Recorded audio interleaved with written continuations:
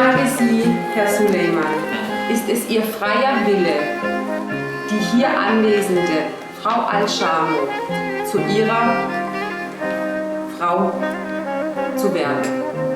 Ja. Ich frage nun Sie, Frau Al-Shamo, ist es auch Ihr Wille, mit dem hier anwesenden Herrn Suleiman die Ehe einzugehen? Ja.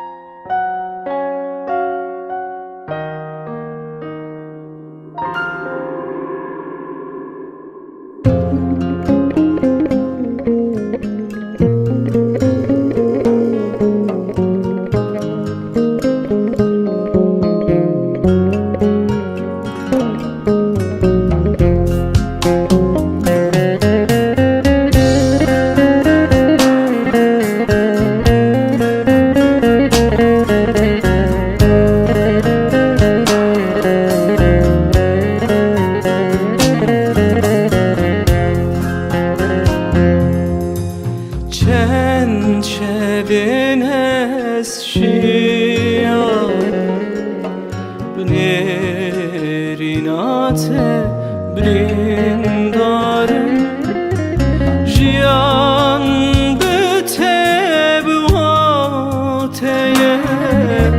Dildarım ez dildarım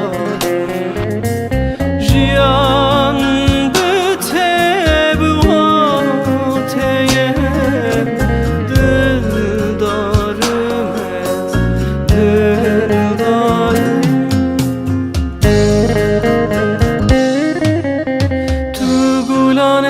adarım tücudi ez gavarım bite yari beyvarım heva jiyanam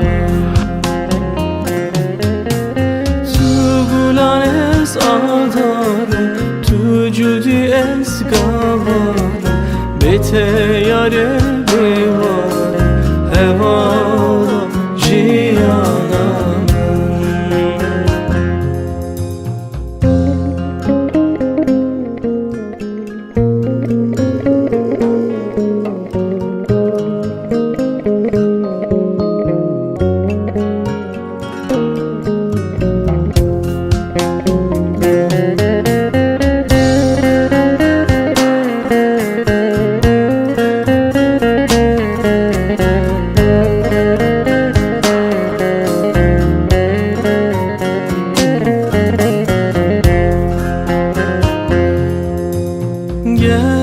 Gertüne biliban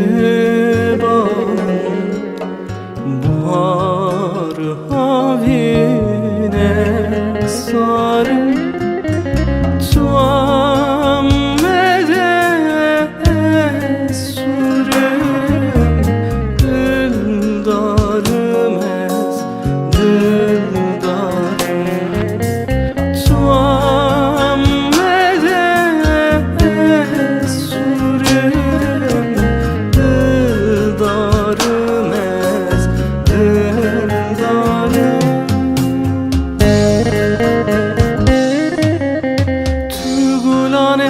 adarım tücudi ez gabarım bite yari bevarım hevala jiyanam